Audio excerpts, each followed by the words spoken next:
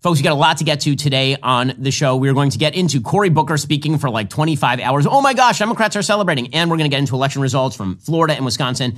And we're going to talk in depth about the assassination of JFK. We're going to get into that like really in depth today on the show. First, yesterday, our colleague Matt Walsh testified before the California Assembly on legislation to ban male students from competing in women's sports, which of course is just common sense. The fight is not over because of one bad day at the legislature, because it turns out that California said no. Shocker, because that's California. But here's the thing. When we take on a cause, we go all in. We are going to continue fighting on this front. We've won nationally. Now it's time to win in the states. With your support, we can keep covering the issues that matter. We can keep making the content that shapes culture. We can keep making a difference. Join the fight right now at dailywire.com/subscribe. By the way, I may as well just lead off with this. Matt did an amazing job. He was testifying before what appeared to be the world's tiniest committee room. It was very bizarre, but he was testifying about a bill that would have said that you actually should only be allowed in the ladies' locker room if you are, wait for it, a lady. Here was Matt doing what Matt does best yesterday. Compelling women to take part in this untruth is evil, perverse, and predatory. If you would use the force of law to compel young girls to use a changing room with a boy, you are yourselves predators. Transgenderism is a lie. It is, in fact, the most deranged lie that mankind has ever invented. In a free country, nobody should ever be forced to participate in a lie. As lawmakers, you have an obligation to the truth.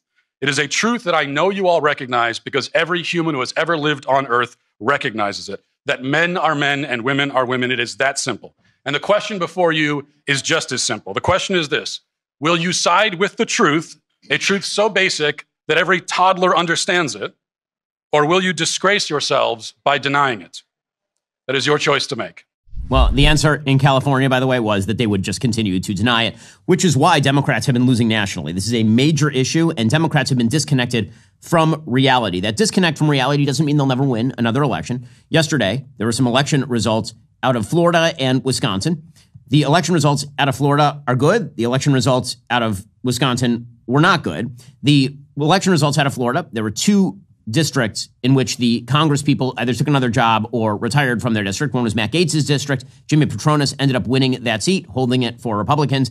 And then there was Mike Waltz's district. He, of course, is the National Security Advisor. His district, Florida 6, is a R+30 district for President Trump. And Randy Fine, who's a state senator here, ended up winning. That was expected to be a pretty close race. It turned out not to be a particularly close race. I was involved in a town hall that we did just before the election. So I'm not going to say we put him over the finish line, but the reality is that he won by a relatively decent margin in Florida 6. So both of those are holds for Republicans. That is good news. The piece of bad news yesterday is that Wisconsin had the opportunity to elect to the Supreme Court of Wisconsin somebody who was going to be the balancing vote on the Wisconsin Supreme Court, which would have been really important because Wisconsin, under Governor Scott Walker years back, pushed forward things like right to work legislation that suggested that you actually did not have to be a member of a union to work in particular sectors of the economy, and that those particular sectors could not simply remove union dues from you without your will. Scott Walker did that years ago. That could easily be reversed by a liberal Supreme Court. Also, that liberal Supreme Court is very likely to redraw the congressional boundaries in Wisconsin, thus adding a couple of Democratic seats to the Democratic minority in the House, which could be enough to put Democrats over the top in the next election cycle. All of this despite the fact that Elon Musk put gigantic tens of millions of dollars investments in that Wisconsin Supreme Court election. The liberal judge in this particular case, Judge Susan Crawford, secured a victory, obviously. The state Supreme Court race was technically nonpartisan, but it set a spending record for a U.S. judicial contest. Wisconsin awarded Trump his narrowest state margin in November, and the race was closely watched for how swing state voters have digested the 10 weeks since his inauguration. It's very difficult to tell, by the way, in special elections, how people are actually going to vote in a presidential. You can't translate a special election into a good read on either congressional elections or on a presidential election in the future because they're weird. Usually only the base turns up in like the base of the base. Democrats are trying to suggest that this is the beginning of their comeback. Crawford said, "I never could have imagined I'd be taking on the richest man in the world for justice in Wisconsin." And we won. Now, again, she was replacing a liberal justice in Wisconsin. Crawford's win means the court keeps that 4-3 liberal majority. Crawford won pretty handily with 98% of the expected vote counted. She was leading Schimmel 55-44. Brad Schimmel was the Republican candidate for the judiciary there. In 2023, when the court first flipped to a liberal majority for the first time in 15 years, the liberal candidate won by about 11 percentage points. So again, I don't think you can read this as a broad national trend, and Democrats still have an uphill battle. Speaking of which, they are lacking any sort of real leadership at the top of the Democratic Party. So Cory Booker, who once ran for president, I know you forgot about that. He actually did. He ran for president, and he totally flamed out because he's a big weirdo. And Cory Booker has been a big weirdo for a long time. As I've said before about Cory Booker, he is the least authentic politician perhaps I have ever seen. I call him Mr. Potato Head because in his back pocket, he has angry eyes. And every so often, in the middle of a speech, he will go, take out, Mr. Potato, take out your angry eyes. He'll take out his angry eyes and there was a lot of that yesterday because he spoke for 24 hours. He wasn't filibustering anything, by the way. This isn't Mr. Smith Goes to Washington, where he's filibustering a bad piece of legislation. This is Mr. Potato Head Goes to Washington, where he decides to set a record in the Guinness Book of World Records for jabbering for the longest period of time. Apparently, the question everybody was asking, of course, was the Mike Mulligan question, how does he poop? The answer, apparently, is that he dehydrated himself. He talked about this, that he didn't eat for like a day before, and then he stopped drinking maybe 10 hours before. So he was totally dehydrated and somewhat deranged. And then he stood there and he spoke. And Democrats are like, this is amazing. It's just amazing. That man stood there and he spoke for 24 hours. For 24 hours, he just stood there and he spoke. That's true heroism. And every human being on planet Earth went, well, I have like a friend of my spouse's who speaks like that. And they're really annoying. And that's really what it was. So here was Mr. Potato Head. He popped in those angry eyes and ranted about Trump for like 24 hours.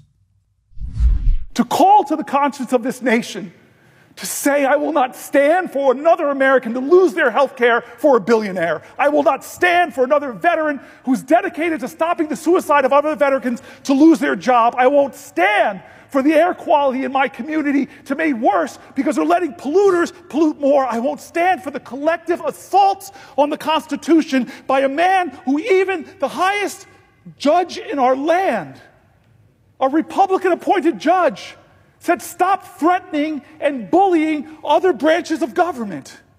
When is it going to be enough? My voice is inadequate. My efforts today are inadequate to stop what they're trying to do. But we, the people, are powerful. We are strong. We have changed history. We have bent the arc of the moral universe. And now is that moral moment again. It's the moral moment again. God bless America. We need you now. God bless America. If you love her, if you love your neighbor, if you love this country, show your love. Stop them from doing what they're trying to do for almost 20 hours. We have laid out what they're trying to do, 20 hours. I want to stand more, and I will, but I'm begging people, don't let this be another normal day in America. Oh, good Lord. He went for a little over 25 hours. The reason he went for a little over 25 hours, again, like, slow clap for that ridiculous performance by Cory Booker, a laughably bad performance by Cory Booker. It is like watching a horrifyingly bad high school version of Jimmy Stewart and Mr. Smith Goes to Washington, and then everybody cheers at the end. The reason he went for 25 plus hours, by the way, is because he wanted to actually outdo Strom Thurmond's 1957 filibuster against a civil rights bill. So he did do that. So I guess congratulations for talking for a super long time, politician who says nothing for a living. That's really inspiring stuff. By the way, Cory Booker, we should note, was an opponent of the filibuster. He's an opponent of the filibuster because he thinks the filibuster is a Jim Crow holdover. But now when he's doing it, it's totally great. If that sort of thing is your bag, I suppose that good for you. By the way, this is an amazing way for senators to actually make a name for themselves. Obviously, we've seen this in the past. Senator Rand Paul did a really long filibuster with regard to the droning of a terrorist who was also an American citizen years back. And Ted Cruz, of course, did a filibuster against Obamacare. And now you have Senator Cory Booker doing this because he, of course, has presidential aspirations to grab the leadership of the party. And there's nothing at the top of the Democratic parties. They're treating this as though this is some act of tremendous self-sacrifice that he didn't have to calf himself for 25 hours or something. According to the New York Times, Senator Cory Booker, his voice still booming after more than a day spent on the Senate floor railing against the Trump administration, on Tuesday night surpassed Strom Thurmond for the longest Senate speech on record in an act of astonishing stamina that he framed as a call to action. Astonishing stamina! Because he stood for 24 hours and yelled at the walls, wow, Good for him. I'd like to introduce him to my toddler daughter who can do precisely the same thing. I've seen her basically stay awake for 24 hours yelling at us. It's happened. So good for Cory Booker, equaling the achievement of every small child who won't go to bed at 3 o'clock in the morning and is caterwauling about missing her Barbie. Mr. Booker, a New Jersey Democrat and one-time presidential candidate, began his speech at 7 p.m. on Monday, vowing to speak as long as he was physically able. Oh, the hair was, God bless America. In a show of physical and oratorical endurance, he lasted past sunset on Tuesday. Assailing President Trump's cuts to government agencies and crackdown on immigration, he ended his speech at 8:05 p.m., 46 minutes, after eclipsing Mr. Thurman's 24-hour, 18-minute filibuster of a civil rights bill in 1957. So congratulations to 2 Democrats on really, really long filibusters. He finished by quoting John Lewis, the civil rights hero and congressman. He said of Lewis, he said for us to go out and cause some good trouble, necessary trouble to redeem the soul of our nation. I want you to redeem the dream. Let's be bold in America. And then he said, to hate him is wrong. He's talking about Strom Thurmond. To hate him is wrong. Maybe my ego got too caught up that if I stood here, maybe, just maybe, I could break this record of the man who tried to stop the rights upon which I stand. I'm not here, though, because of his speech. I'm here despite his speech. So, I mean, he clearly was aiming at like, oh my gosh, Guinness Book of World Records. Here is your certificate, Mr. Booker. You can put it right there on your wall next to the guy who made the largest card house. Just really impressive stuff. Well, Cory Booker, it feels like he's been speaking since the 1990s, and the internet of the 90s promised a democratic virtual world where individuals, not governments or corporations, held power. Today, that vision seems distant. Big tech dominates our digital lives, with companies not just serving ads, but potentially influencing political choices through controlled content delivery. The original internet promised personal freedom and control over your information journey. There's a way to reclaim that control and freedom: ExpressVPN. When you browse the internet, your service provider tracks everything you do, building a profile that data brokers sell to advertisers and government agencies. This constant surveillance means we're being watched and manipulated online. With ExpressVPN, my entire online traffic flows through secure encrypted servers, preventing even my internet provider from monitoring my activities. I can browse freely without surveillance. ExpressVPN is great whenever I'm traveling. I was on the road yesterday. I was at an airport. I was using ExpressVPN because public Wi-Fi means somebody could be monitoring what you do. ExpressVPN also masks your IP address, the digital identifier that companies use to track and manipulate your online experience. It's easy to use, just one click. ExpressVPN works seamlessly across all your devices: laptops, phones, tablets, smart TVs. Right now, you can get up to 4 months free if you go to expressvpn.com/Ben. That's expressvpn.com/Ben for an extra 4 months for free.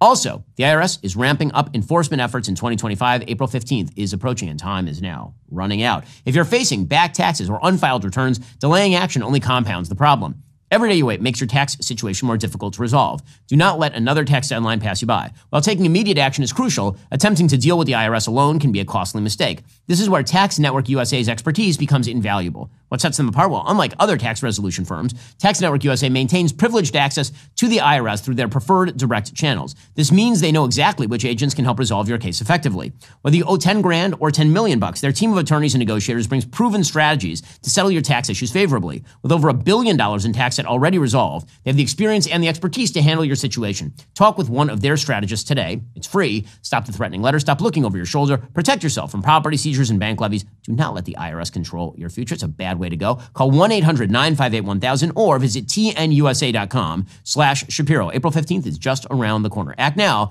before the IRS acts first. And of course, the Democrats looking for a moment of glory. Democrats looking for a moment. They are just beyond stunned by the bravery.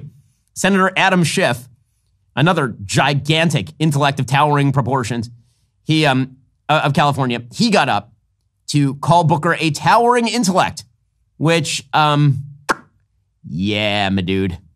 I'm going to go no on that one. It's a no from me, dog. Here's Adam Schiff. I thank you for being here. Senator Booker, I always knew you were a towering intellect and a phenomenal and passionate speaker and advocate, but I did not know your stamina until today. I have so many jokes right now. So many jokes, and I will not tell any of them. Chuck Schumer, so what they would do is every so often they would toss to one of the Democrats in the crowd to give him a round of applause, and in the meantime, according to the New York Times, Mr. Booker's staff members jumped into action. Kleenex for dabbing sweat from his brow was replenished. My God. I mean, it really is just impressive. Just so impressive. Like D-Day, basically. A fresh binder, thick with printed material, was placed on the podium. A binder with printed material. Can you believe it? Representatives who had crossed the Capitol from the House filtered in, drawn by the spectacle. They arrived, lingered, departed, each bearing witness to the endurance test unfolding. I love the New York Times writing here. Honest to God, who wrote this totally crappy piece? Seriously. I want to name, this is a 3-author article, so I just want to name all 3 authors of this poetic nonsense. Tim Balk, Mike Ives, and Matthew M. Polk Big. I would really like for you guys to take a bow. I'd like for you to take a bow. Really solid stuff. Mr. Thurman had sustained himself by sipping orange juice and munching on bits of beef and pumpernickel. It was not clear if Mr. Booker had eaten anything on Tuesday, but 2 glasses of water rested on a desk in front of his lectern. He had prepared for the speech by fasting for days, he told reporters on Tuesday night after the speech. Before he began on Monday, he had not had food since Friday or water since Sunday. The approach took its toll, said Mr. Booker, a vegan and former Stanford football player who has chronicled his efforts to stay fit and eat healthy. Instead of figuring out how to go to the bathroom, he said, I ended up, I think, really unfortunately, dehydrating myself. During the speech, he recalled, he really started to cramp up. I'm sorry, he wasn't running a marathon, guys. It turns out this is the Senate. Sir, this is a Wendy's. Oh my gosh. Oh my God. It's just, and the New York Times is cheering on because again, they are completely lacking in anything like a heroic moment right now because Trump is just running roughshod over them. Senator Chris Murphy, another clown from Connecticut, he said it's a stunning biological feat. Okay, can we is he a triathlete? He stood there and he talked for 24 hours. Like, congrats to him. Really, a stunning biological. I understand that the average age in the United States Senate is 178 years old. And I understand that you had a president 5 minutes ago who couldn't even stand for like 30 seconds at a time without keeling over. A stunning biological feat? Truly stunning. Okay. He gets no bathroom breaks. I thought that was the case. I went through this for 15 hours. It's quite different for 24 hours. No bathroom breaks. Can't sit down. Can't even move from his desk, or he loses his right to remain on the floor. So, a pretty stunning biological feat being pulled off by Cory Booker on the floor of the Senate right now. Oh my goodness, these people. I love that the best they can do is get Mr. Potato Head to jabber at you for 25 hours. This is how badly they are doing right now. They can't stop anything. They can't actually push an agenda that makes any sense to Americans. But what if we have a guy whose job it is to talk for a super long time while standing there? Then will you be convinced? The reality is that the only hope for Democrats right now is for Trump to fall on his face. That's really the only thing that can save Democrats right now. They, of course, are hoping very much for the economy to collapse. Later today, President Trump is scheduled to make his announcement about what exactly is going to happen with the Liberation Day tariffs. Right now, investors seem, kind of skittish. It's not clear exactly where their heads are at on what Trump is going to do. They seem a little bit more sanguine, frankly, than I think that they ought at this point. But according to the Wall Street Journal, stocks calm this week shows investors continue to bet that clarity on trade will bring stability to markets. Major indices have retreated since President Trump began hiking duties on the country's largest trading partners, not nearly as much as would be expected if investors thought the economy was barreling toward a recession. As of Tuesday afternoon, the S&P 500 was down around 8% from its all-time high reached in February. It has ticked up over the past couple of days, extending a rebound off its lows from just a few weeks ago. So, what are the reasons for this? One, investors' continued confidence that Trump won't stick with any tariff policy that would cause a serious drag on growth. Again, I've made that case myself, that if President Trump starts to see negative effects of the tariffs that are affecting his presidency and the economy, then he's going to just back off of them. Two, their view that they need to see more signs the economy is actually in trouble before they bet on a recession. And three, a belief that as we get more information, there will be more certainty in the markets. So we are going to find out. In recent days, according to the Wall Street Journal, analysts at Goldman Sachs forecast the effective U.S. tariff rate would rise by 15 percentage points this year, subtracting a little more than a percentage point from economic growth, partly through its tax-like effect on consumers. That bank now sees a 35% chance of recession over the next 12 months, up from 20% previously. But again, everything is sort of up in the air at this point. The White House continues to preach confidence about whatever tariffs are going to come out. And again, we have no idea. President Trump loves a surprise announcement. It is his MO. Here was Caroline Leavitt at the White House saying whatever he does is going to work, which, of course, is her job. And you said that the president right now is with the trade and tariff team. They are very confident that this is all going to work. But Yes. What if they're wrong? They're not going to be wrong. It is going to work. And the president has a brilliant team of advisors who have been studying these issues for decades. We are focused on restoring the golden age of America.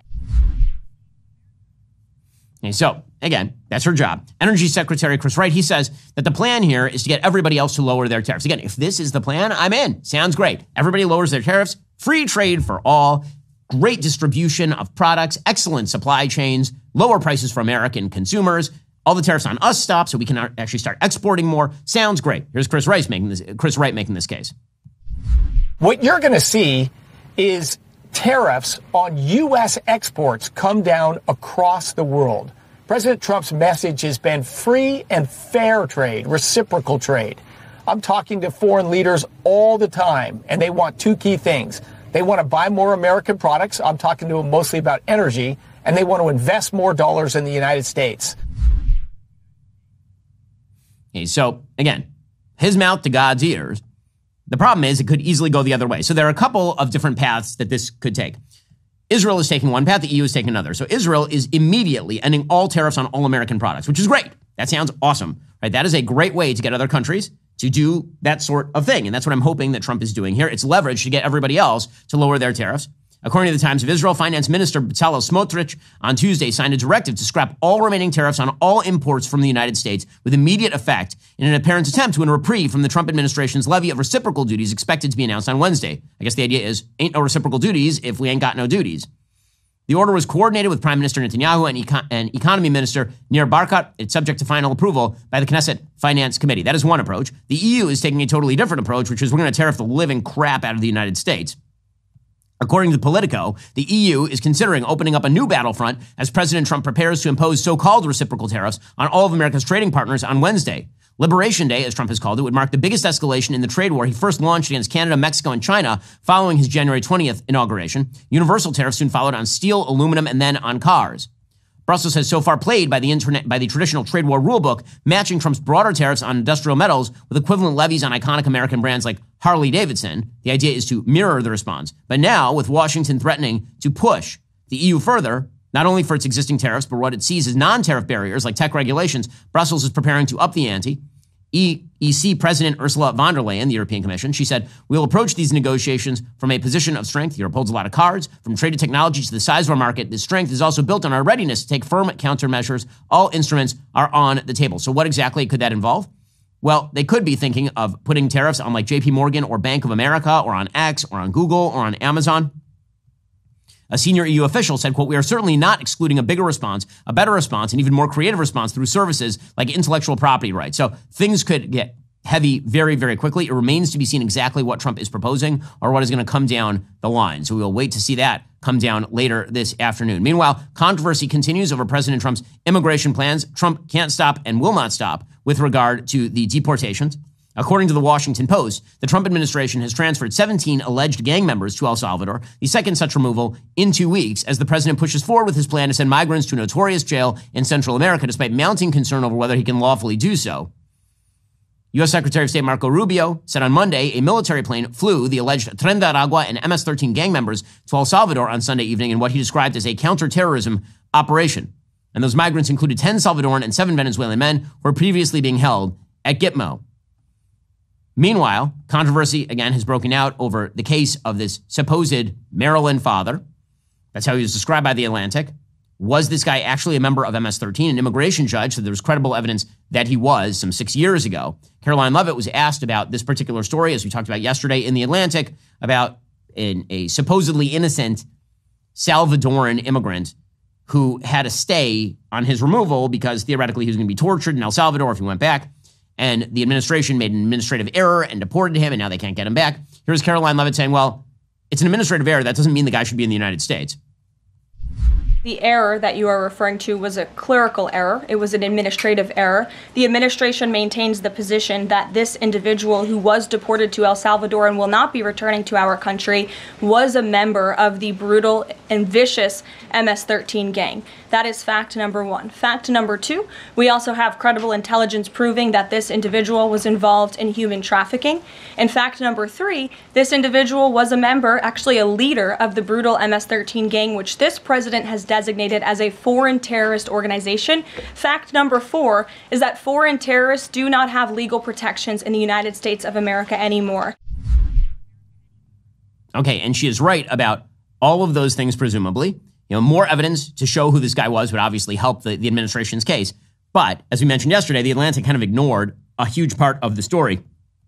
Meanwhile, Secretary of State Marco Rubio is ordering diplomats overseas to scrutinize social media of applicants for student and other types of visas, basically saying you don't get in the country if you hate the West, which seems, pretty fair. Seems like a good way to screen out people who should not be in the United States in the first place. Like if you're here spreading pro-terrorist content, what exactly are you doing in the United States? We don't need more of you. So Secretary of State Rubio is pursuing that. Meanwhile, Democrats taking the wrong side of an 80-20 issue, as always. Representative Jamie Raskin, he's demanding the return of illegal immigrants. I call on them to demand that the Trump administration comply with all judicial orders while appealing whichever ones they want to appeal, and to demand the return of people unlawfully taken to El Salvador on that so-called plane full of gangbangers. And this is going to make an easy commercial for Republicans. Democrats claiming that we need more people who are suspected or have credible evidence of ties to MS-13 or Tren de Aragua re-entering the United States to make Jamie Raskin feel better about his life. Again, President Trump continues to operate on solid bases with the American public. The biggest threat to his administration, I will say it over and over and over again until I'm blue in the face, is bad economic policy that leads to a downturn. I'm very hopeful that the president today is going to announce tariffs that are less extraordinary in scope than the kinds of tariffs that he is talking about.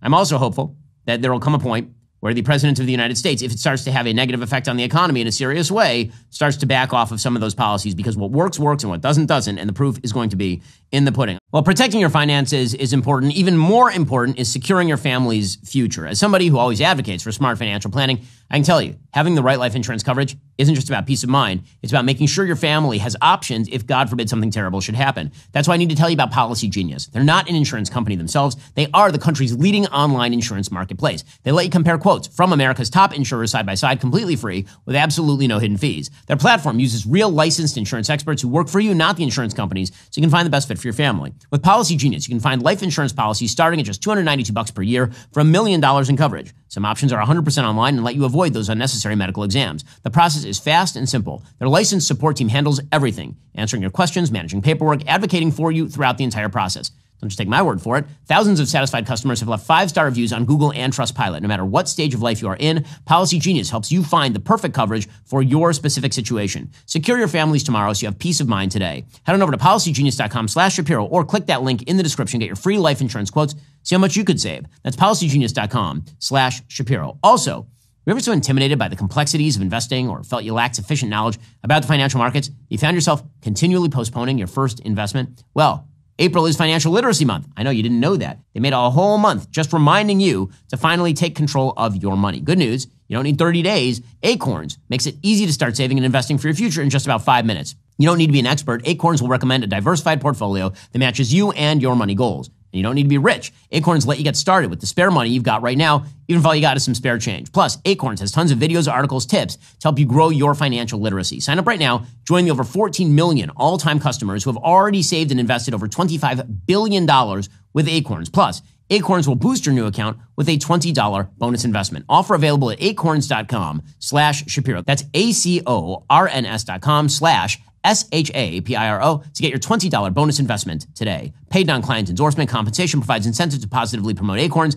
Tier 2 compensation provided. Investing involves risk. Acorns Advisors, LLC, an SEC-registered investment advisor. View important disclosures at acorns.com/Shapiro. Okay, meanwhile, the House Committee Task Force on the Declassification of Federal Secrets held yet another proceeding on the JFK assassination. Now, you ask yourself, why exactly is there another hearing on the JFK assassination? And the answer is that the administration put out a new tranche of 80,000 documents that basically added nothing to the case on the JFK assassination.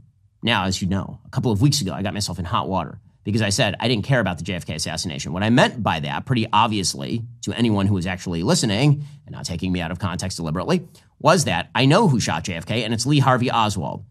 The truth is that I was very into conspiracy theories about the JFK assassination maybe 20 years ago, and I did an awful lot of reading about it. And then it turns out that there was no evidence for any of the most prominent conspiracy theories. So yesterday, the House Republicans decided they were going to have an Oliver Stone as an expert on the JFK assassination, which is an absurdity. It's an absurdity. JFK, the film, which is in fact, an incredibly well-produced film because Oliver Stone is a terrific director, it's a load of tripe. JFK, the movie, is just crap in terms of historical accuracy. It's absolute sheer nonsense. I know this because it was the JFK movie that got me into looking into this. I remember watching this in law school. And when I watched it in law school, I thought, wow, this is fascinating. What a great movie. And then I started reading pretty much everything I could get my hands on about the JFK assassination. And after reading all the evidence I could get my hands on, I came away with Lee Harvey Oswald did it, and he did it alone. And so now when people are trotting out new theories about JFK and the assassination, I have the same feeling about that I have about somebody giving me a new theory about how that magician pulled a handkerchief out of his thumb. Once I know how the trick was done, then it's no longer an interesting trick. And so the Oswald assassination of Kennedy takes on the same historic importance as the assassination of, say, Abraham Lincoln, or the assassination of William McKinley, or the assassination of James Garfield, or the attempted assassination of Gerald Ford twice, or the attempted assassination of Ronald Reagan, or the attempted assassination of Donald Trump. By the way, there's still more questions about the attempted assassination of Donald Trump than I have questions about the assassination of JFK at this point. And yet still the Republican members of Congress, many of whom seem to enjoy kind of swimming in the swamps of conspiracy theories, they went deep yesterday. Here was Lauren Boebert questioning Oliver Stone while thinking that he was another non-credible source on the JFK assassination, Roger Stone. Here's how it went yesterday.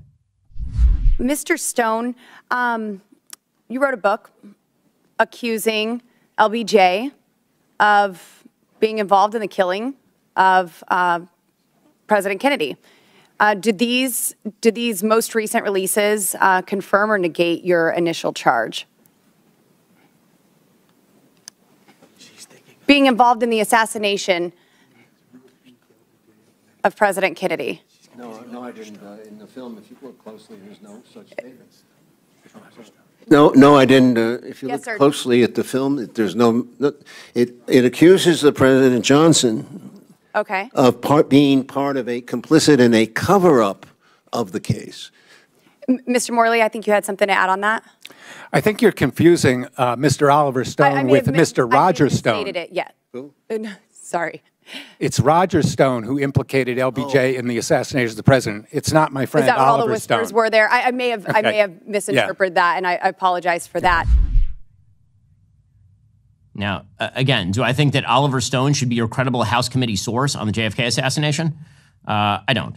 I don't think that Oliver Stone should be a credible source on pretty much anything because I don't know his historical bona fides on these things. So here's the thing. I want to take a step back for a moment. Right now, conspiracy theories are running wild on X about virtually every possible topic. Now, there's a difference between a conspiracy and a conspiracy theory. A conspiracy is a thing that actually exists in the real world. In fact, we have an entire statute devoted to uncovering conspiracies and prosecuting. Right, that would be the RICO Act. Right? It was an act directly tied to the idea of conspiracy connected to crime. And so there are lots of conspiracies.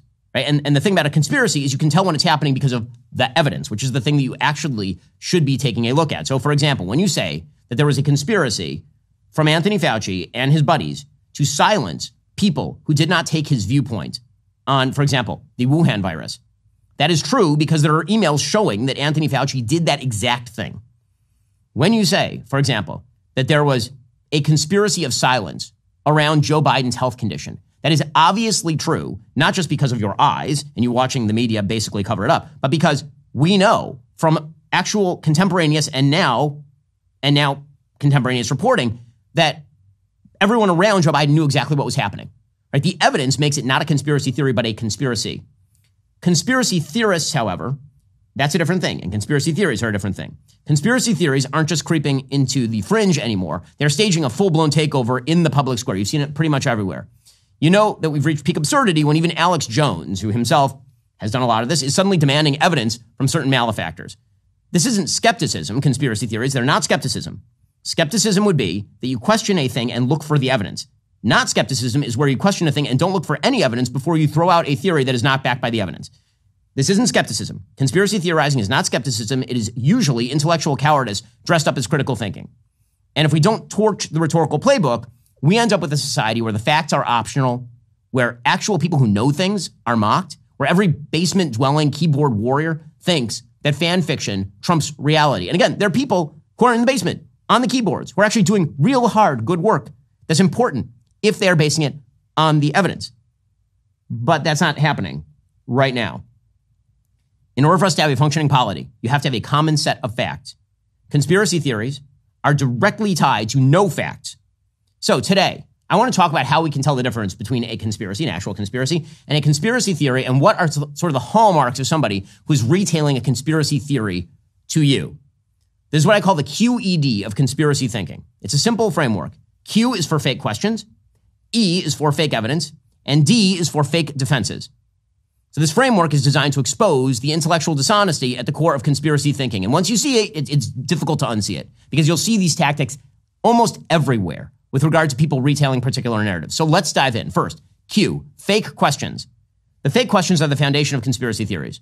The first pillar in the conspiracy theory playbook are fake questions. These are not genuine inquiries that are seeking truth or evidence or facts. They're rhetorical devices designed to create doubt, even where there's no evidence that the doubt should exist. So the most obvious example of this is just asking questions. This is when somebody poses a loaded question while they're pretending to be a neutral observer. So say, I'm just asking questions. Why won't the government discuss the second shooter on the grassy knoll in the JFK assassination? Why can't we even talk about the JFK assassination? Okay, the question presupposes a premise. One, there's somebody trying to hide the truth from you. Two, that they're trying to silence you. And many of the people who use this kind of stuff are speaking to literally millions of people. So why can't we talk about the JFK assassination?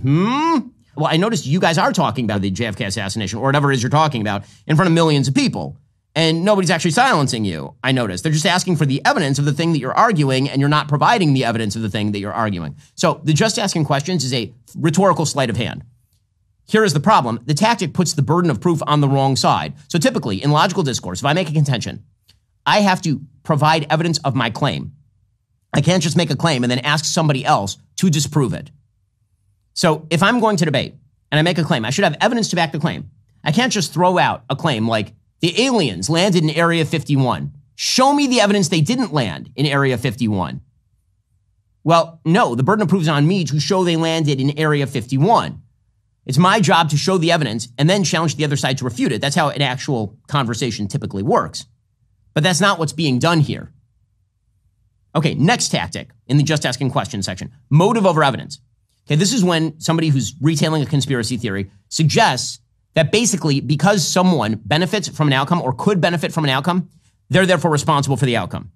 And they show no actual connection between the person and the outcome, but if you benefit, then you must have done it. So Lyndon Johnson became president after JFK died. Therefore, he assassinated JFK. That is not an actual logical piece of reasoning. It wouldn't pass muster in a freshman logic class. Motive may suggest where to look for evidence, but it is not evidence itself. By the conspiracy theory's logic, then if you benefit, for example, from a sale at your local grocery store, you must have designed the sale at your local grocery store. You benefiting from a thing does not mean that you did the thing. Even you benefiting from a bad thing. If your aunt dies and leaves you $1 million, doesn't mean you murdered your aunt. Then there's the appeal to ignorance. This one is particularly insidious, and you see this all the time, particularly on the interwebs. And this is arguing that something has to be true because it hasn't been definitively disproven. And here's the thing. You can't very often definitively disprove anything. I can make a case, as Richard Dawkins suggests, there's a spaghetti monster controlling all of human activity. Okay, if I say there's a spaghetti monster controlling all of human activity, disprove it. Okay, there's no way to disprove it. And then you say, well, I'm not even claiming there's a spaghetti monster who's doing this sort of stuff. I'm just saying it might happen. Can you disprove that? Well, this fundamentally misunderstands how knowledge works. The absence of evidence is not evidence of absence, but neither is it evidence of presence. The burden of proof lies with the person making the extraordinary claim. And then there's the you don't know the whole story tactic. This is a classic. This is when somebody who's, again, retailing a conspiracy theory implies that there's hidden knowledge only the initiates can access. And so you'll hear people say, they're not telling you everything. Do your own research. Now, of course, this is effective because sometimes people aren't telling you everything and you should do your own research. But the thing is, nobody knows everything about complex events. The conspiracy theory exploits that gap to insert a preferred narrative. So the idea is that do your own research is a way of basically saying, yeah, you don't know as much about this other guy who wrote several books of credible evidence on the thing, but you shouldn't trust him. You should do your own research. And when people say this, typically what they mean is you shouldn't do your own research. You should listen to me because you're not going to do your own research. You might come to a different, instead, just listen to the theory that I'm retailing because I have done the research. which typically is rarely true. Okay, now on to the second step. These are all the fake questions. Now we get to fake evidence. And this is how you structure a conspiracy theory. Fake evidence is where somebody who's retailing a conspiracy theory attempts to build a case using what appears to be evidence, but doesn't stand up to scrutiny like at all. So one tactic is cherry picking and secret sources. Okay, cherry picking data or claiming secret sources, really great way of doing this. So you'll see somebody who's retailing a theory, sees on like a single data point while ignoring a mountain of evidence that contradicts that theory. So they will say, did you know that Trotsky was a Jew? And that means that the Sovietization of Russia was a Jewish plot. Now, Lenin wasn't a Jew. Stalin wasn't a Jew. Tons of people in the Soviet infrastructure were not Jews. And even those who claimed Jewish background were not observant Jews in any way. But again, you're not going to hear about any of that because you're cherry picking that. Okay, this very often will happen when you're attempting to credit a group with outsized power. Is you'll say, man, have you seen how many Jews there are in Hollywood? And it's true, there are a lot of Jews in Hollywood. Also, there are a lot of not Jews in Hollywood. Also, there are very few religious Jews in Hollywood. And you can do this with pretty much anything. You just cherry pick one thing and ignore all of the rest of the things. As we'll discuss in a moment about the JFK assassination, this is one of the things that you're seeing being retailed on the internet about, did you see that they blacked out Israel? They redacted Israel in those 80,000 pages of JFK? Yes. Well, it turns out they also redacted Romanian intelligence. They redacted Western German intelligence. They redacted pretty much all the intelligence agencies. But if you don't know that, then it looks like, that is pretty suspicious. Okay, so now let's talk about alleged secret sources. So you hear this all the time, right? I have a friend who works for the government, a credible person. This person told me, and I believe that person. Now, such claims are really unfalsifiable because you can't actually reveal, if you don't reveal the source, how am I supposed to falsify the claim? In actual journalism and academic research, you have to have multiple sources that confirm a thing. And this is why, by the way, people have become more and more skeptical of anonymous sources, even from legacy media sources, is because it's very difficult to fact check a claim based on anonymous sources saying things. Okay, but it's a great way of foisting off your claim on a more credible source who you won't even name or describe, because if you describe them, hey, it might let out of the bag what they are. You wouldn't want them to get in trouble. Okay, other false evidence. This would be false cause. This is rampant. So what they will do, people who are retailing conspiracy theory, is they will take two correlative events that are not causative. So they'll say, the government conducted a training exercise near New York, and then 9/11 happened. These are connected. And this is a very basic post hoc ergo propter hoc fallacy, because one thing followed another. Therefore, the first thing caused the second thing. So I wore my lucky socks and my team won. Therefore, my socks caused my team to win. That is not an actual argument. Correlation has to be proved to be causative, not just correlative. Appeal to authority. So one of the great kind of problems in our society right now is that the experts have blown themselves out on so many topics, which is absolutely true. There are so many people who claim to be experts on topics, and it turns out that they totally blew it, particularly with regard to, for example, COVID. This has opened the door to a bunch of people who will now basically term anyone an expert on a topic. And so the appeal to authority is usually a way of finding an authority who has a PhD in an unrelated doctorate, dissertation, jurisdiction, or whatever it is, different topic, and then saying that this person is an expert on this particular thing. And claiming expertise is really quite easy in today's modern world. You just say you spend a lot of time reading books, you've read a lot of books, and this makes you an expert on the topic. Well, if we can appeal to expertise, and I think that it's fair at this point, then in a bunch of ways, particularly on political topics, you shouldn't appeal to expertise. You should actually, this is why evidence becomes more important, not less important. If you don't trust the experts, then you should ask for the evidence across the board. This should be a way of saying, don't cite your authorities, I won't cite my authorities, just bring the evidence. That would be a way to, but people don't bring the evidence. They cite some sort of expert who is saying something out of the box, and I don't know enough to actually question them. I know enough to question the narrative, but I don't know enough to question them, and they're an expert. That is a cheap and easy way of avoiding responsibility for the theory that you are retailing. And again, you see this all the time. Yeah, another tactic here is overestimating coordination. This is usually where conspiracy theories fall apart, because what they'll do is they will posit a vast and complex secret conspiracy that would require hundreds or thousands of people to be involved in the thing.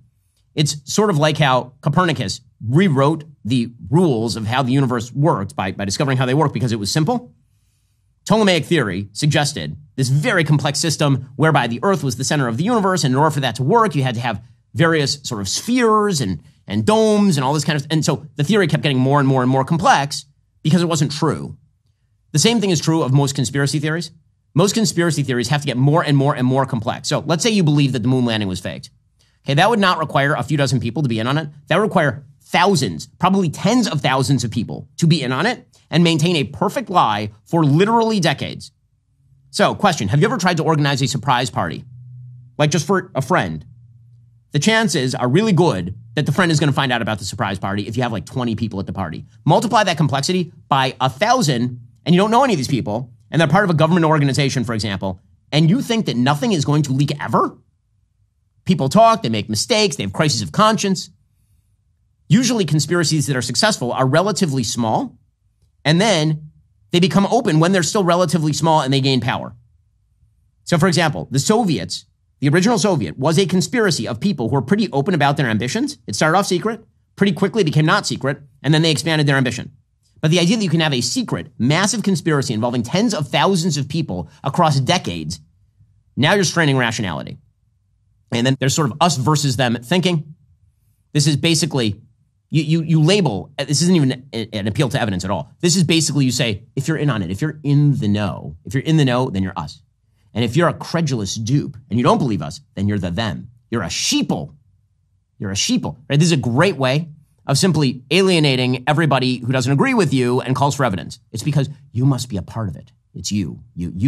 It's very emotionally satisfying because you feel like you're in the know. You feel like you've gained the secrets of the universe, but it's totally intellectually stunting. The truth is that reality is really complex. Most events result from a mixture of intentional actions, unintended consequences, systemic factors, lots of random chance. That's life. You know that in your own life. Reducing that complexity to heroes and villains makes for great movies, but it makes for really, really bad analysis. And then there is confirmation bias and something called apophenia. Confirmation bias is where you interpret information in a way that confirms your pre-existing beliefs. So if you believe in a conspiracy, everything becomes evidence for the conspiracy. Any contradictory evidence, you just dismiss it as part of the cover-up. So let's say that you believe that JFK was assassinated by the mafia. And then it turns out that actually Oswald didn't have any ties to the mafia. You say, well, that's just because we haven't looked hard enough. And anybody who makes that claim is probably in on it. And then you pair that with apophenia, which is seeing meaningful patterns in random data. And this happens all the time. Human beings, our brains, they look for patterns. But as sort of the famous joke goes, conspiracy theorists see words in their Cheerios. And so you can do this really easily. And you see the media actually do this sometimes. These three unrelated politicians all visited the same city in different years. It must be a conspiracy. Well, no, it's just a coincidence, which is a real thing that exists in our universe and obtains in your life pretty much every day. Okay, finally, so we've done the fake questions, the fake evidence, and then you finally get to the fake defenses. And this is where somebody asks for evidence just over and over. What's your evidence? Show me the evidence. And so now you need a defense. So your defense for not having evidence for your theory, or not plausible evidence, or not enough evidence, or not convincing enough evidence, you have a bunch of tactics you can use. One is non-falsifiability. The hallmark of pseudoscience, things that are not scientific, and again, there are many things in life that are not scientific, that's fine. You can't falsify love, for example. Like it's a personal feeling. But when it comes to claims about the world itself, you should have a falsifiable theory. Is Karl Popper pointing this out, the philosopher? Conspiracy thinking is non-falsifiable. You structure a claim so it can never be proved false. A good theory makes predictions that could be disproven. Right? I've asked this to, you heard me ask this about the Derek Chauvin trial to, for example, Stephen A. Smith. I said, is there any evidence that could possibly change your mind about this? And he said, no. I said, well, that's not a rational inquiry. Because if nothing can change your mind about a thing, it is now a religious belief. It is not a rational inquiry. And there's a place in life for religious beliefs. But that's not the place for unspooling a theory about, like an assassination. Conspiracy theories rarely do this because their theories are designed to be immune to evidence. They don't want to actually provide a falsifiable thing. Then there's moving the goalpost. When it comes to global warming, for example, global warming, there are a couple of things you can say that are plausible and falsifiable. One, is the world getting warmer over time? Two, does it correlate with human activity with regard to carbon? The answer to both those is yes. What is the level of causation is still an open question. What is a conspiracy theory is where they say the world's going to end in 2012. And then it doesn't end in 2012, Greta Thunberg style. And then you're like, okay, well, it didn't. And she's like, well, I really meant 2024. And then it doesn't. And then it's like, well, what I really meant was 2036. You see this in Nostradamus a lot. Okay, well, just move the timeline out. Just move the timeline out. Okay, well, usually in the real world, if you have a predictive fail, you have to revise your theory. In conspiracy thinking, you simply revise the prediction. One of the most common tactics here is circular reasoning. So what you say is, we know that you're corrupt because you won't report on this conspiracy theory. And we know the conspiracy is real because you won't report on the conspiracy theory. It's a closed logical loop. No external information is possible. You're lying because the conspiracy theory is true. The conspiracy theory is true because you're lying. And around the circle you go. And at no point does evidence ever enter the equation at any point. Then there's the Kafka trap. The Kafka trap is named after Franz Kafka's short story, The Trial, where denial of guilt is taken as evidence of guilt. This is so common on X.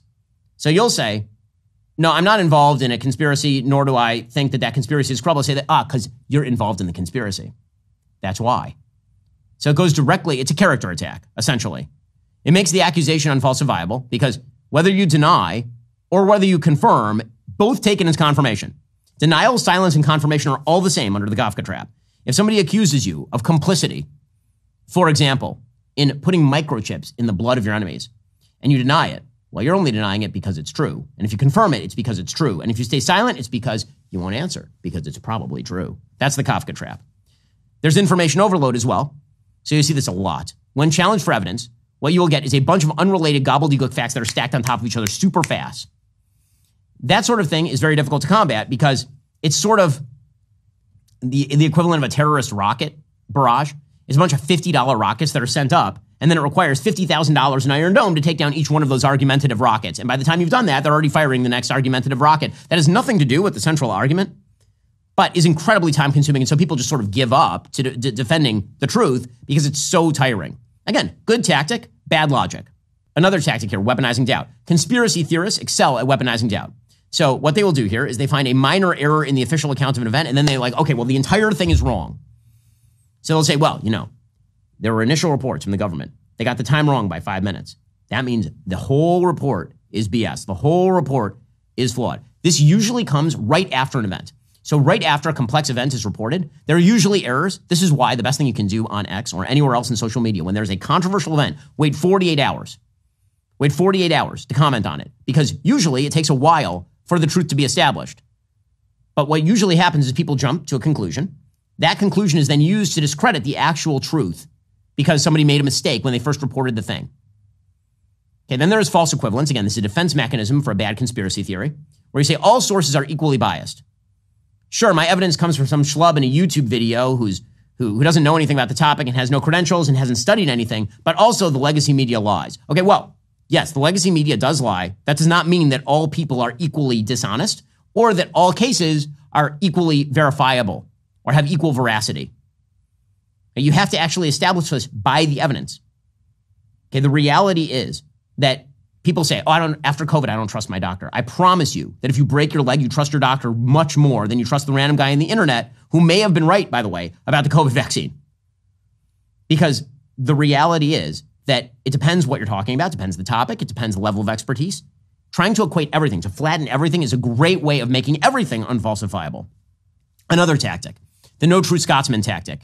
This is where somebody says, no true conspiracy researcher would deny the moon landing was faked, right? Which allows the community to maintain ideological purity. You just exclude a dissenter. You say that person is not actually a member of our community. They're not pure enough. Okay, then there is the deep play and the Mott and Bailey. Again, you see these tactics all the time. The deep play is really devious. This is where every debunking becomes evidence of a deeper conspiracy. So the fact that the legacy media is so intent on focusing on this theory, it shows that they're hiding something. The fact that they keep spending time on this thing that I'm bringing up, it shows that they're part of it. And then there's the Mott and Bailey tactic. So this is usually where somebody will make a totally implausible claim, like the government is run by lizard people. And you're like, well, that's not true. The government is not run by lizard people. And then they will say that would be the Bailey, like the outside of a castle. And then when that's overrun, they'll say, well, I'm just claiming that the government lies to us sometimes. Okay, I agree. The government lies to us sometimes. But that does not justify your main claim. Now, again, in all of this, I am not saying that questioning established narratives is bad. We have to do it.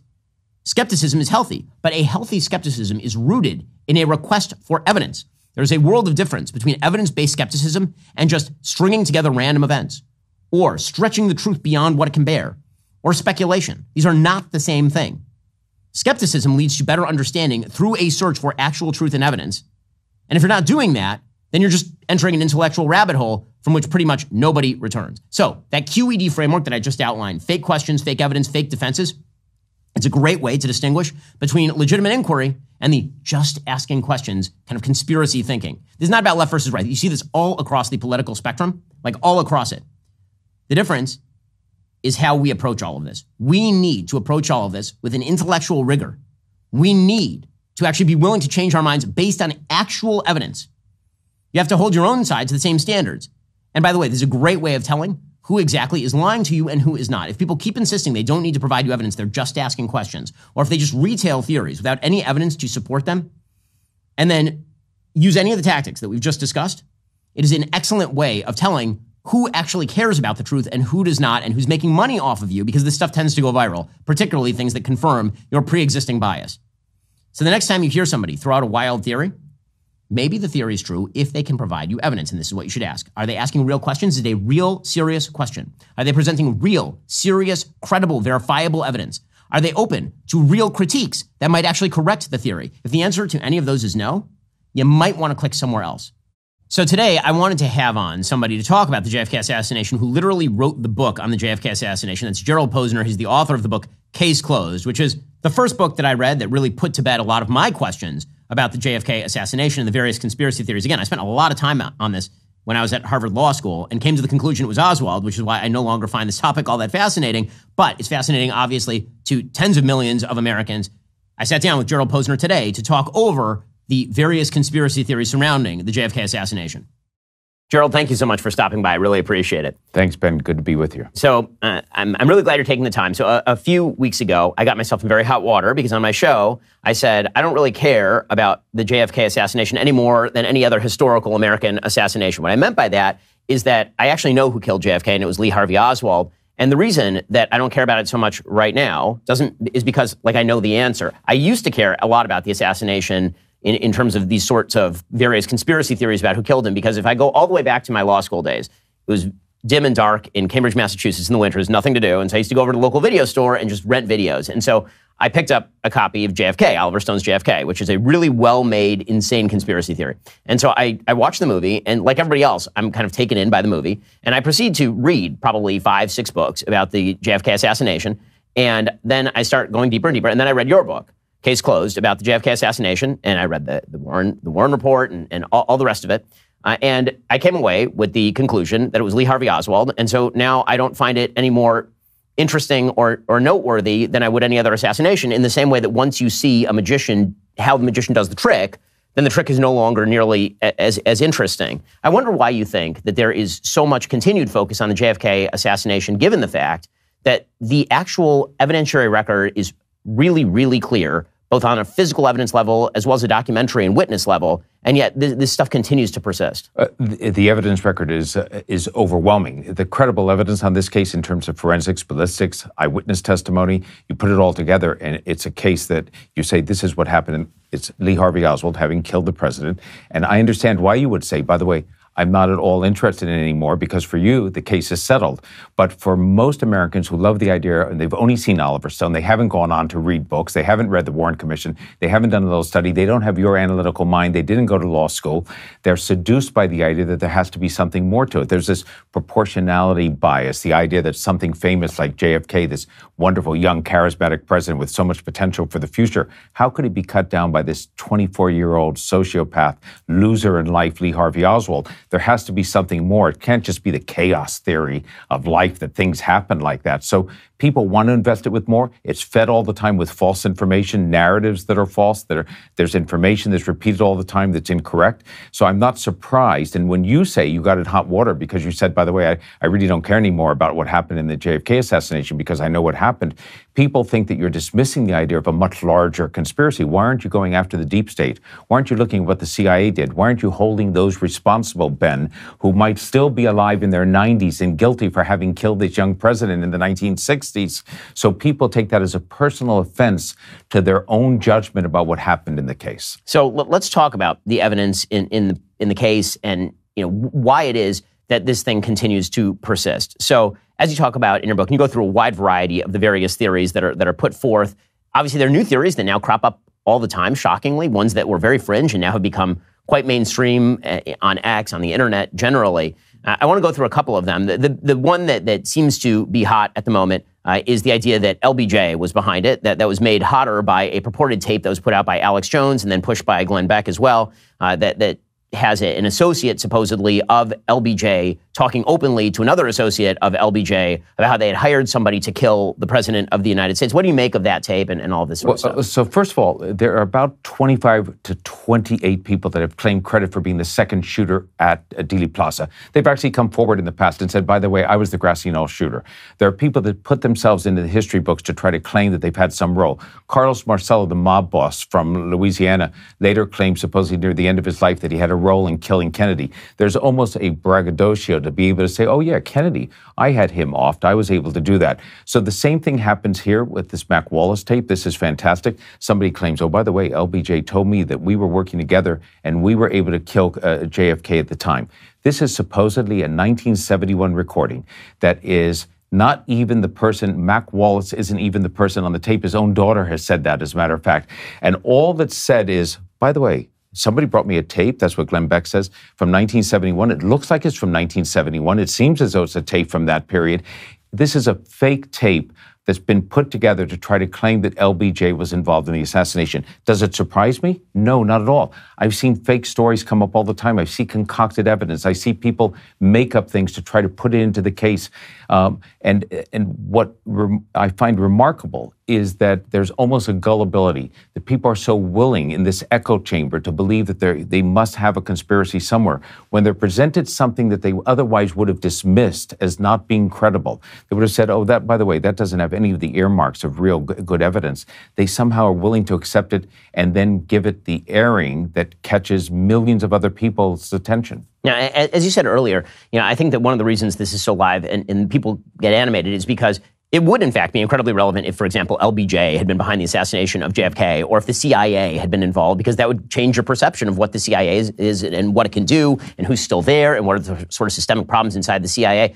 The CIA is, of course, another sort of target of the idea that they were behind the JFK assassination. Is there any evidence to that effect? No, not at all. As a matter of fact, what there is evidence of, and this is what I've always said, the CIA, they had Oswald on their radar. Why? Because in 1959, he defected to the Soviet Union in the middle of the Cold War. And guess what? It was in the newspapers. So they opened up a file. They put Oswald into a file. Of course they did, as they did every other defector to the Soviet Union in the heart of the Cold War.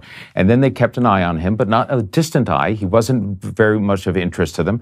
He came back in the United States. The real question always became for me, when he, Oswald, went to Mexico City only 6 weeks before the assassination, he wanted to get to Cuba, to Havana, to the real revolution as he viewed it, where Castro was, because he was sick of the Soviets. He thought that they had ruined and bastardized Marxism. He hated the United States, so he was looking now for the new place, and that was Cuba. Then he gets rejected by in Mexico City by the Cuban and the Soviet missions. We know that the CIA had to have listening devices, other surveillance on those two missions at the heart of the Cold War. Did they know that Oswald was unhinged as he was when he went to those embassies? We now know what happened because the Soviets have released their own files. The KGB agents who dealt with him in Mexico City said, by the way, he took out a .38 caliber revolver, which he happened to kill a policeman with after the JFK assassination, slammed it on the desk, and one of the KGB agents took the pistol and emptied from the revolver the bullets. Did the CIA know that he had that type of behavior? If so, they should have told the FBI when he came back into the United States 10 days later. But we know from 9/11, the agencies don't share information very well. The CIA didn't share information with the FBI or the FAA or anyone else in 9/11 about 2 Saudi terrorists that had followed into California in 2000 that ended up on the planes. So this is what happens time and time again. Is it a cover-up of a murder? No. What the CIA was covering up after with the Warren Commission was its own bureaucratic ineptitude. They were running as far away from Oswald as they could, which you would expect the same as the FBI would. And they basically really were covering up the fact that they were in league with the mafia to kill a head of state. Not Kennedy, but Fidel Castro. And they failed 7 times. They didn't even wound him. So the same Keystone cops that couldn't even kill Castro, they wanted to take Cuba back, that was clear, somehow pulled off the perfect crime in Dallas. And 62 years later, there's not a leaked memo. There's not one person with a bad conscience.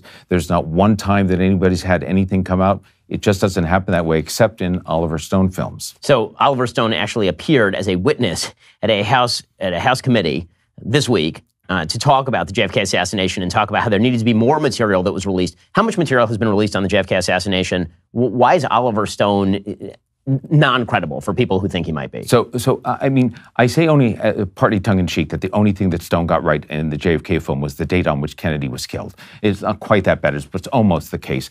He is a master at being able to make a film that has authentic film together with what he's done as recreation. If he had made a film that said, by the way, the Holocaust is a hoax, and it was as good a film as that, there'd be people demonstrating in front of the theaters to say, close this up, this is a bastardization of history.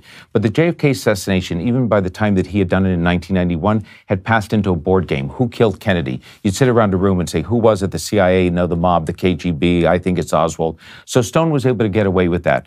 And then he's resurrected all these years later to come before this committee yesterday in front of the House and says essentially, despite millions of documents having been released since 1993, millions of pages, all of the last 80,000 pages out now, and everyone admits no smoking gun in them after all this time. So what does he want? No smoking gun's been released, so he calls on the Oversight Committee yesterday to say, let's have a new investigation.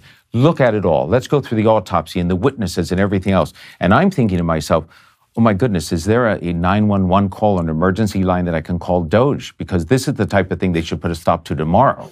So let's talk for a second about the brand new conspiracy theory that is now being aired, one that I didn't see coming. And again, I read a lot about this back in the early 2000s when I was in law school, and there are many theories that have been put out there. This is a new one. It's rare that you get a new sort of conspiracy theory about an event that happened 60 years ago. But there's a theory now that's being trafficked online that the Israelis were behind the murder of JFK, either because JFK was going to list AIPAC, the American Israel Public Affairs Committee, as a foreign institution and then somehow sanction it, or because JFK wanted to shut down the nuclear reactor in Israel at Dimona, and therefore the Israelis must have done it. As far as I can see, zero evidence has been adduced to this proposition, like literally zero. And yet this has become the hot story. It's now taken as point of fact, actually, by many of the conspiracists online. It's remarkable. Even I could not have suspected that this would be the flavor of the moment, would be Israel did it. I should have realized that eventually the Jews did it always becomes the conspiracy theory of last resort or first resort. Sometimes it's the first resort and then it comes back into flavor again. This time it has. And you're absolutely right. Inside of these documents that have been released, and I've gone through all 80,000, bleary-eyed, up a few nights, not getting much sleep, there isn't anything that adds any credibility to that. And why? Because there is no evidence, because it's a bogus theory. But that hasn't stopped it from being spread around. Some people just saying, and influencers who should know better. In some cases, they do know better, but they're getting likes and they're getting tens of thousands of views saying Israel's responsible for this. And guess what? What they really should do if they wanted to, but of course they're not going to spend the time to do this. Israel in 2013, on the 50th anniversary of the assassination, released its own classified files on the assassination. And you say, oh my God, what was in there? That must be fantastic. No, it was the Hebrew, the actual meetings of Israeli cabinet officials after the assassination. It was fantastic to get a glimpse into what they thought. And guess what? They didn't know what happened. They talked about it. Golda Meir was then foreign minister. She wasn't yet the prime minister. And she says in one point, 8 days after the assassination, by the way, I happen to think there are dark forces possibly here. Maybe he was doing it with the Cubans, or because he's a leftist, or because he's a communist. They're trying to figure out what happened and why Jack Ruby killed him 2 days later. They don't know. But instead of looking at that historical record of the Israelis actually saying what happened and maybe it was the Cubans, instead today we have it turned around so it becomes a traditional anti-Semitic conspiracy theory. It's fanned, it's said, it's spoken out there, and I see it time and time again. It makes your blood pressure just get crazy because I've seen a lot of crazy theories, but this one has a different effect, because it adds on top of already surging anti-Semitism since October 7th, that mixes into a thing where Jews control the world. They must be behind everything. It's the old czarist forgery of Protocols of Zion, and this is a new version of it. So, they must also be behind the Kennedy assassination. They're the ones who pulled it off. That's why it's such a perfect crime. I think one of my favorite things is the trafficking around of a document that shows that redacted in the documents was the word Israel because Israeli intelligence had been helping American intelligence. As you point out, there's one factor that's missing there, among others. Well, the factor that's missing is, having been through these documents, every redaction was to a foreign intelligence agency. So I have seen redactions to Romanian intelligence, to West German intelligence, to French intelligence, to UK intelligence. I've seen numbers of the people that we had in different embassies who were operatives for the CIA blacked out. I've seen budgets blacked out. That's all the type of information that's been redacted over the years. And one of the redactions was to Israeli intelligence. The minute the Israeli intelligence was unredacted, nobody says, oh, by the way, the unredacted MI6 in Britain, the unredacted French intelligence or West German intelligence, they must have been behind the assassination. They said, oh, look at that. They unredacted Israeli intelligence, and they did that because they were protecting it, because Israel must have been involved, therefore, with the CIA in killing Kennedy. This is it's not just a bogus theory. It's not just something that I can say to you, it's laughable. It would have been laughable if it wasn't for the fact that it's trending on some accounts on Twitter by really influencers who I think in some cases know it's bogus, know it's false, don't care. They just happen to like the fact that they're getting some likes. So let's talk about sort of the dispositive facts that stand behind the fact that it was, in fact, Lee Harvey Oswald. Because there are certain questions that the conspiracists simply can't answer. In fact, most of the questions are unanswerable because, as you say, the documentary and physical evidence record is overwhelming in this particular case. So why don't you talk about the things that you find the most convincing for people who are skeptical, that they still think it's a conspiracy? What would you say to those people? So I think that, there isn't an easy soundbite in this sense, but the real answer as to why Oswald alone killed Kennedy is Oswald himself. Without understanding Oswald, you can't get an idea of how the assassination happened. And what the conspiracy theorists do, and you know this so well, is Oswald becomes a cipher. They don't discuss him.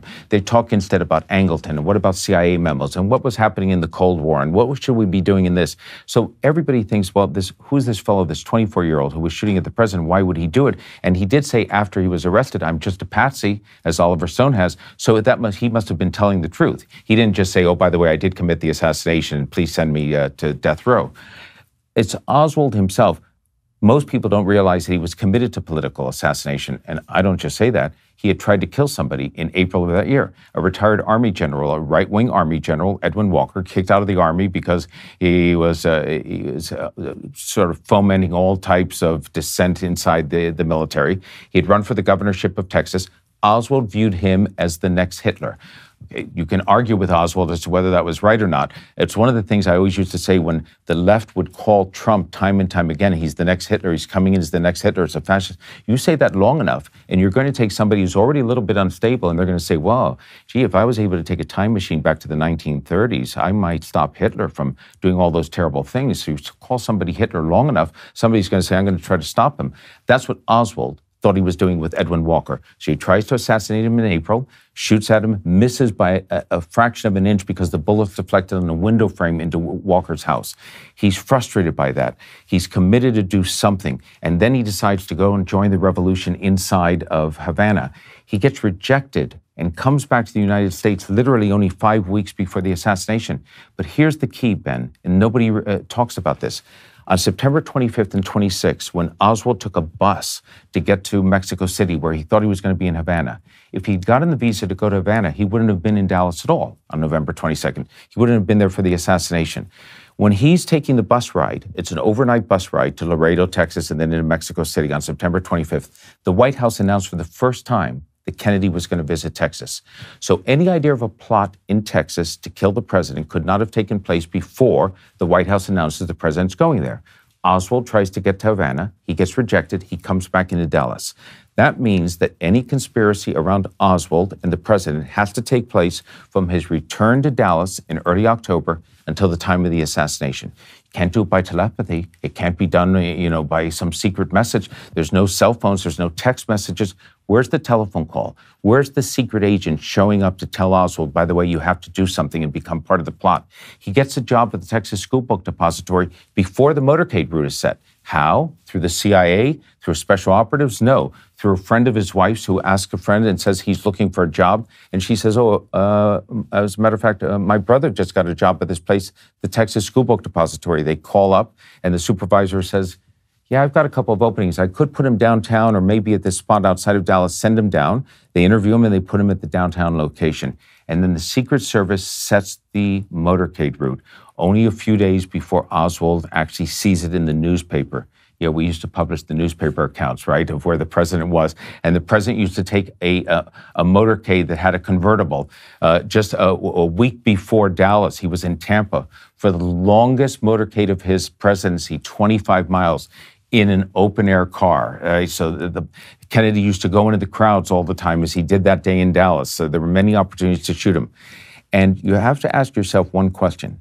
if you were part of a conspiracy, if you were the CIA, you were the mob, you were somebody else, and you said to Oswald, we want you to be the assassin. You're going to be the assassin to kill the president. The president is at a dozen different locations where he's standing still. He's on a stage. He's talking, as Trump was in Butler. When the assassin tried to shoot him, Trump's there. He's not riding in a motorcade. So you want, even if Oswald doesn't want to run up with a pistol and shoot him in person, as Sirhan did to Robert Kennedy, because he doesn't want to be tackled at the scene. So he says, I want to do it with a rifle shot. I want to be from a distance. All right. So you put him from a distance when JFK is giving a stationary talk, and you have Oswald kill him. But instead, the conspirators decide, you know what? Why don't we put Lee in the 6th floor of a building where hundreds of people might see him as he's going by, and the motorcade is moving, and he can try to take a couple of shots from there and see if he can hit the president. You don't do that if you're the conspirators. You do that if you're the lone assassin who's looking for opportunities, the means and opportunity to be able to do it. Oswald doesn't even retrieve the rifle that's tied ballistically to the assassination, to the exclusion of every other gun in the world, until the night before, when he goes out to get it where his wife is staying from a garage. Takes it in the next morning in a long paper bag that he tells the person who's driving him in they're curtain rods. And then he brings it to the 6th floor of the depository from where the sniper's nest is set up. He's left alone there by 6 of his coworkers half an hour beforehand. And when the assassination is over, guess who's the only person who leaves the depository? Lee Harvey Oswald. All the rest of the employees are there. Why does he leave? He goes back to his rooming house where he collects his pistol that he had slammed on the desk of the KGB agents 5 weeks earlier in Mexico City, and they get stopped by a police officer who has an all-points bulletin out on a general description of Oswald by a construction worker who was the only eyewitness who actually saw him doing the shooting that day, and gave the general description, mid-20s, brown hair, Caucasian. And when the police officer stops him, he empties his revolver and pistol into him, shoots him on the spot, and then he's on the run. He escapes, goes into a movie theater where he's arrested. The idea that this person is not the assassin, to me, is so preposterous on his face. If you're willing to look at the credible evidence, here's the more difficult question. Was he shooting the president for his own warped motivations, or was he doing it as a plot for others? When you then investigate that, I'm convinced he's doing it for himself, because there isn't an intelligence agency or group of plotters like the mafia or that in the world that could trust Lee Harvey Oswald. He was that unstable. But that's a legitimate question. Why is he up there? Once you tackle Sirhan, once you catch, any assassin at John the scene. Hinckley, yeah. Well, Hinckley, we know his motivation. He's the only one who was honest with us, right. Who said, I did it actually to impress Jodie Foster, and guess what? It was right. So that's one of the few cases in which we actually know the motivation, and we can say, you know what? In that case, it was correct. As crazy as it may sound. But in the rest of them, you're always trying to figure out, James Earl Ray and others, you're trying to figure out whether they were doing it for themselves or as part of a plot. But to say that Oswald was innocent, that he wasn't part of it, that there was a secret assassin, there was somebody in the grassy knoll who did the shooting, that all the evidence has been concocted, changed, modified. That's the part in which you now have a conspiracy that doesn't involve 2 people, 5 people, kitchen conspiracy. You have a conspiracy literally of hundreds of people. And somehow we are to believe that that's the only time in American history that a conspiracy with hundreds of people was kept a secret for 62 years, the perfect conspiracy. The very same government that can't build a homeless shelter on time or on budget was somehow able to pull off this diabolical crime in Dallas and do it with peak efficiency. The 007s, the James Bonds of the world exist on film. They don't exist in reality. So you've spent an enormous amount of time, obviously, looking into the most conspiracized event of the 20th century. But one of the things that's happened is that conspiracy theories have become more and more prominent in American life just generally. And we should differentiate here between actual conspiracies and conspiracy theories. Obviously, there are actual conspiracies in which people get together and they actually do things. And the way that you can tell the difference is the thing called evidence, where you actually look at the evidence of people getting together and doing the things, as opposed to just theorizing that there was a motive to do it, and motive alone is evidence that, who benefits. If somebody benefits, it must have been that person. Or or you take a piece of evidence here that has nothing to do with the piece of evidence here, and you kind of string it through a variety of knots and somehow come up with a theory. Conspiracies are provable. I mean, we have them all the time in court. We actually have an entire RICO Act that is designed to uncover conspiracies and prosecute them. But conspiracy theories themselves, wilder and wilder conspiracy theories, have sort of taken place over time in American life, and you can see it in the polling about the JFK assassination. At the very beginning, a majority of Americans thought that Oswald had not shot the president. It was bare majority. It's like 53%. Then it drops a little bit, and then in the 70s, it starts to climb really rapidly. And now some 80% of Americans think that it wasn't Oswald who was acting alone. So between 70 and 80% of Americans. It's become sort of the common writ of American public life. And that if you do believe it, it means that you're a credulous dupe. Right. Why do you think that's happening? Well, I think there are a couple of things. There are a few things peculiar to the Kennedy assassination. And the biggest reason that's always going to be like that is because you have the person charged with killing the president of the United States killed 2 days later in police custody by a guy who looks like he's out of central casting for the mafia. So if James Earl Ray had been killed 2 days after he'd been arrested by somebody who had ties to the KKK or whatever, we'd be off and running on conspiracy theories forever. Oswald never had his day in court. The evidence was never presented.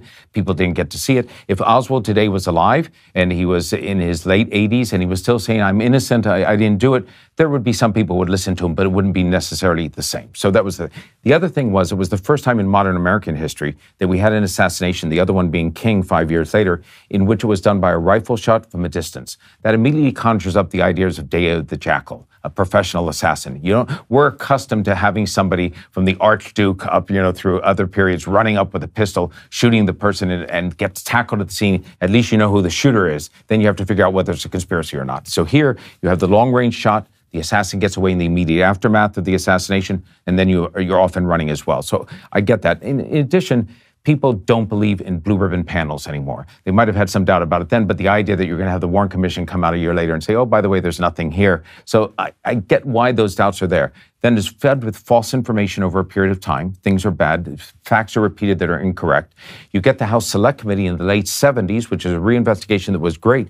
They debunked a lot of material, but they fell, as I call it, for two sound acoustic experts from New York who came in at the end, listened to a dictabelt from a Dallas police station and said, oh, by the way, we think there's a 95% certainty there were 4 shots in that dictabelt, not 3, which would mean a conspiracy. By the way, if you listen to it, you don't hear any sounds. They say there's some supersonic impulses here. We think those are bullets. 4 years later, that was totally debunked by the National Academy of Sciences, but everyone remembers the headline, likelihood of conspiracy versus not. Then Oliver Stone comes in 91 with his film. I'm amazed that anybody thinks it's Oswald alone in some ways because of all of that. But what you said before is key. I don't believe there was a conspiracy in the JFK assassination, but I know there are conspiracies, and sometimes the government conspires against our own interests. So I've lived through consequential conspiracies, from lies about Vietnam over a period of time to Watergate. I saw Iran-Contra play out. I saw what happened that led us into the war in Iraq when we overestimated what was happening on weapons of mass destruction. But what have we had since? We've had the Pentagon Papers, we've had the Panama Papers, we've had the Snowden leaks, we've had WikiLeaks. Not a mention in there of anything to do with JFK, nothing to do at any point with an alien having landed at Area 51. At some point, what you said is key. There has to be evidence.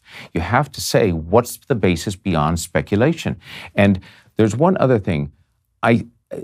People think that if I say Oswald alone killed Kennedy, I'm also saying there was no conspiracy to kill John Kennedy. No. There could have been a conspiracy to kill John Kennedy. Right now, as we're talking, there could be some group of conspirators sitting out and talking about wanting to kill Donald Trump. Or when Barack Obama was in office, or any president, there's probably a group sitting around and saying, I'd like to get that president. Whether it's Islamist or whoever, there's a group. So with Kennedy, you could have had a group of mobsters sitting around a table saying that no good brother of his as Attorney General is trying to break us up. I'd like to get one of the Kennedys.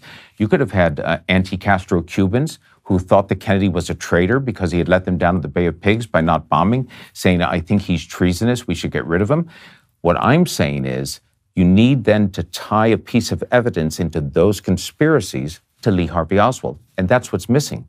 There just isn't any. So Oswald essentially beat any of the potential conspirators to Kennedy. They would have pinned a medal on him. They would have celebrated him. But people assume because one group wanted Kennedy dead and then another person killed Kennedy, they must be connected. And they get confused between correlation and causation. And they think, the correlation is there. This group wanted him dead. This guy killed him. They must be working together. I always say, just show me the evidence, I'll agree with it, but it's not there. Well, the book is case closed. Everybody should go check it out. Gerald Posner, really appreciate your clarity, and thanks for coming on the show. Really appreciate your time. Ben, thanks so much. Alrighty, coming up, Bill Burr continues his spate of silly statements. We'll get to that. Plus, we're going to jump into the mailbag. Remember, you have to be a member in order to have your question answered. So that's just another great reason you should subscribe over at Daily Wire. Plus, if you're not a member, become a member right now. Use code Shapiro. Check out for 2 months free on all annual plans. Click that link in the description and join us.